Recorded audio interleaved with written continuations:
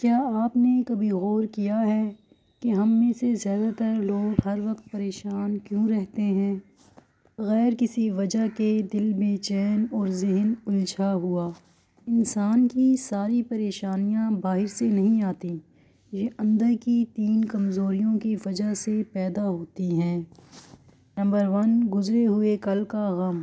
انسان بار بار ان باتوں کو یاد کرتا ہے جو ختم ہو چکی ہیں، غلطیاں، نقصان، لوگ، رشتے۔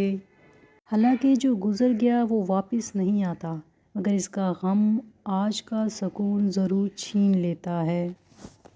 آنے والے کل کا خوف، رزق کا ڈر، مستقبل کی فکر اور لوگوں کی سوچ جو ابھی ہوا ہی نہیں۔ اللہ پر کم بھروسہ۔ جب انسان اسباب پر زیادہ اور اللہ پر کم بھروسہ کرتا ہے تو دل میں گھبراہٹ پیدا ہو جاتی ہے۔ جس دن اللہ پر مکمل بھروسہ آ جائے تو اسی دن سکون واپس آ جاتا ہے۔ جس نے ماضی کو چھوڑ دیا اور مستقبل اللہ کے حوالے کر دیا اور حال میں شکر کرنا سیکھ لیا، اس کی زندگی آسان ہو جاتی ہے۔ انسان کی تھکن جسم سے نہیں بلکہ سوچ سے ہوتی ہے۔ اللہ پر بھروسہ کم ہو تو مسائل بڑے نظر آتے ہیں۔ جو اللہ کے فیصلے مان لیتا ہے وہ شکوہ کرنا چھوڑ دیتا ہے۔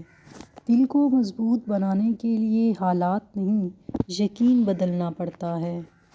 ہر پریشانی ایک امتحان ہے، سزا نہیں۔ سکون وہاں سے شروع ہوتا ہے جہاں سے شکر جنم لیتا ہے۔ کل کی فکر نے آج کو کبھی بھی بہتر نہیں بنایا۔